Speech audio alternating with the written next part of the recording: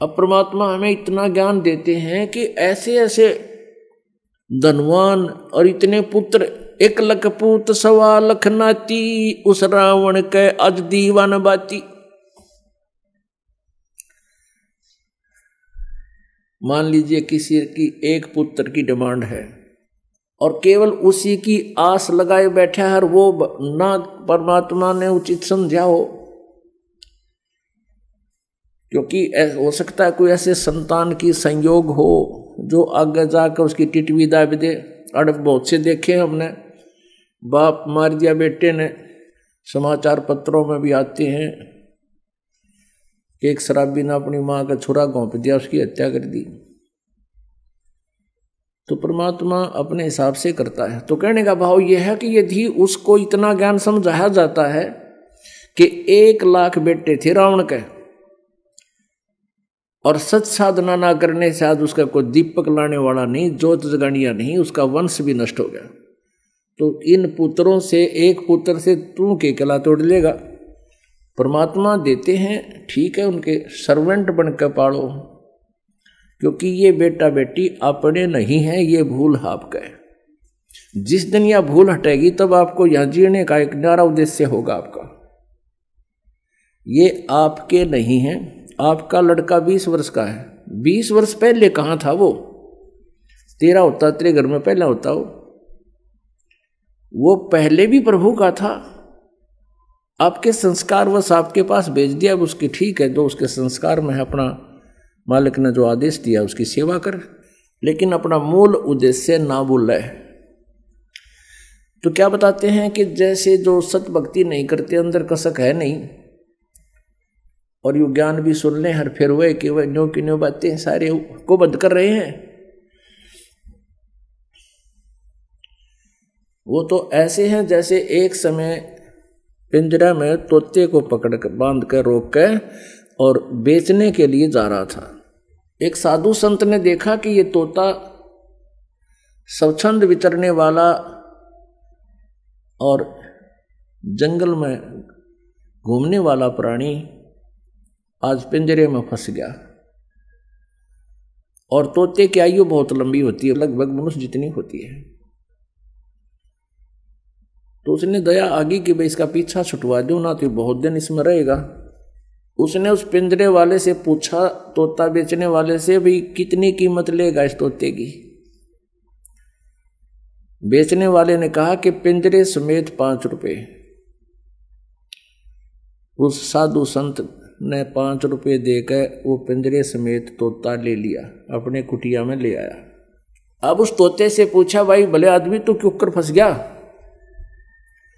उसने बताया कि महाराज जी, यो पार दी गया था शिकारी, और उसने दाने डाल दिए और मैं दाने खान आ गया, इसने जाल में रोक लिया, मैं नो फंस गया। तो संत जी कहने लगे, भाई यदि मैं तुझे छोड़ दूं फिर तो तू नहीं फंसेगा। अगना जी तोबा तोबा, मैं तो फिर भूल के नहीं फंसूं। अब संत जी ने कहा, भाई ठीक है बेटा, ले तो एक सेंटेंस, एक मंत्र याद कर ले। अब क्या? शिकारी आओगा, दाने डालेगा, जाल बिछावेगा, हम दाने नहीं खाएंगे तो जाल में नहीं फंसेंगे। अब उस तोते ने कहा, ठीक है गुरुदेव। अब तोते ने गोट लिया, पार दिया होगा, जाल बिछावेगा, दाने डालेगा, हम दाने नहीं खाएंगे तो हम जाल में फंसेंगे ही नहीं। जब 5, 7, 10 दिन उसने खूब रट्टाफिकेशन कर ली और गुरुजी ने देख लिया भी पक्का ट्रेंड हो गया भी वो, अब ये मार नहीं खाएगा, तो उससे कहा, बेटा तू ऐसे करिए, और भी तोतों को, अपने साथियों को ये सारा फार्मूला बता दिए और वो फंसेंगे नहीं। अच्छा गुरुदेव। वो पहुंच गया। जब वो वापस गया तो सभी मित्र प्यारे इकट्ठे हुए। उन्होंने पूछा, भाई तू कैसे छूटा? उसने सारी राम कहानी बताई, आत्म बीती बता दी, और साथ में ये भी बताया कि जिस गुरुजी ने मुझे छुड़वाया है उसने एक मूल मंत्र बता रखा है, और इसको हम याद रखेंगे तो आगे नहीं फंसेंगे। तो वो तोता गुरु बन गया। भी अन्य तोतों को आरती कराता है कि पारधी आवेगा, याद कर लो इस मूल मंत्र को। दाने डालेगा जाल बिछाओगा, हम दाने नहीं खाएंगे तो हम जाल में नहीं फंसेंगे। सारे तोत्या नरट नारटली कुत्ती आरती की तरह गाँव जन्म रात न मंडे रहे। एक दिन वहां कोई शिकारी गया तोते पकड़ने वाला, उसने ये सेंटेंस ये मंत्र सुना तो शिकारी ने सोचा भाई यहां तो किसी ने ये सारे ट्रेंड कर दिए, ये तोते ना फंसे हैं। फिर भी उसने सोचा ले तोते ना को कबूतर फंस जाएगा, जाल तो बिछा ही देता हूं। कितनी दूर आया हूं, जाल बिछा दिया, दाने डाल दिए और स्वयं अपना लेट गया एक तरफ जाकर कि कुछ देर देखता हूं, कोई फंसेगा तो ठीक से ना चलेंगे। अब वो तोता जो सबका मास्टर बन रहा था, सबसे पहले वही गया ये मंत्र जाप करता हुआ पार दी आवेगा, जाल बिछावेगा, दाने डालेगा, हम दाने नहीं खाएंगे तो हम फंसेंगे नहीं। सबसे पहले वो पहुंचा, फिर देखा सारे उसके चेले पहुंच गए और वही मूल मंत्र को रिपीट कर रहे हैं, आवर्ती कर रहे हैं। पर दिया आवेगा, जाल बिछावेगा, दाने डालेगा, हम दाने नहीं खाएंगे तो कैसे फंसेंगे, और दाने खा रहे हैं, जाल में बैठे हैं। अब उसने देखा रहे ये तो सारे मूर्ख, ये तो बांडे हैं, इनको असर नहीं है। पर दिन वह डोर खींच ली, वो सारे जाल के मां सारे जाल में बंद है। शिकारी का तो जी सा आ गया, अगे तो भाई उन्हें खाम खा इन घोट रखे न असर को नींद के, और ठाक कंधे पर पिछड़ा करने लटका लिए वो 20-30 तोते। अब वो लेके चल पड़ा, वो तब भी वही मूल मंत्र पढ़ रहे हैं, पार दिया होगा, जाल बिछावेगा, दाने डालेगा, हम दाने नहीं खाएंगे तो कैसे फंसेंगे, और जाल के मां फंस रहे। अब वो जा रहे हैं जाल में, वो लपेटे जा रहे हैं और वो वही मंत्र पढ़ने लग रहे हैं। आगे से वही फिर आ गया। साधु संत ने देखा कि मंत्र तो मेरे आला बोल रहे हैं पर ये फंसे क्यों करे। तब उसने देखा कि तो वो है भाई। उसने जब वो घना बोला करता ना तोता, जब गुरुजी पढ़ाया करता उस संत उसने, तो उसको वो ऐसे बोल कर चुप कराया करता तो चुप हो जाता जब पिंजरे में था उसके पास। तो उसने वो ये मंत्र कराया, फिर ऐसे 3 बार नो कराया। वो तोते ने देखा गुरुजी कहाँ से आ गए। उसने देखा अब गुरुजी आ गए। गुरुजी बोले रहे सुन दे नकम्मे, तुम तो गीत गावा था, गोट लिया, तेरा असर नहीं हुआ। फिर उन्हें फार्मूला बताया कि ऐसे कर ले। गुरुजी ने ऐसे कर दिया, तोता समझ गया गुरुजी कहे तू मृत हो जा।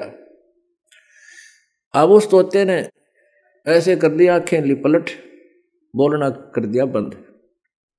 अब दूसरे साथी तो उसके नकलची थे, उस सारे उन्होंने भी ऐसे ही कर लिया उस तोते की, अपने मास्टर की तरह। अब उसने पार देने सोचा शिकारी ने, भाई तोते एकदम शांत कैसे हो गए। अब उन्हें देखे पकड़ के लाओ तो मृत सम हो गए। उन्हें सोचा इनमें कोई बीमारी आ गई, अरे ये मर गए, घर ले जाऊंगा तो कहते मारे भी आ जा। उसने उड़े पटक दिए सारे। ये तो मरे गए न, सोच रहे दुखती बेहोश हो रही है तो मर जाए थोड़ी देर में। वो सारे वहीं पटक दिए उस पारती ने। तो वो गुरुजी ने पकड़ी उसकी टीटवी, जो उसका पहले चेला था, उस संत ने बोला रे निकम्मे, ये तुम तो गाँव थे, तुम्हारे असर नहीं हुआ, इसका असर होना चाहिए था, तुमने इस पर अमल करना चाहिए था। कहती ये बातें कहन सुन की ना, ये कर पाड़न की है। तो पुण्यात्माओं ऐसे आप जी इतना ज्ञान समझ के और फिर काल के जाल में फंसे हुए हैं, सारी वही क्रियाएं कर रहे हैं जो भक्त, वो तो तोते कैसी रटना उनकी। तो क्या बताते हैं, सतगुरु दत्त दाता कहें,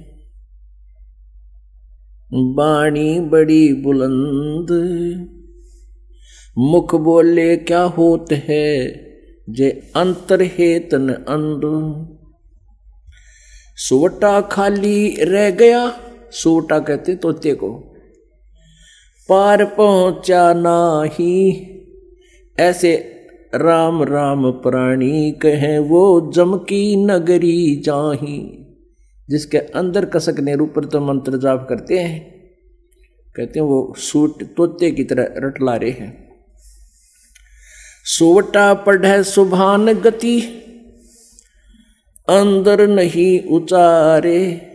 कुंज कुरल अंडपोख है ये कोस सैंस हजारे। कुंज कुरल हरि हेत जप अलल पंख गए नारे।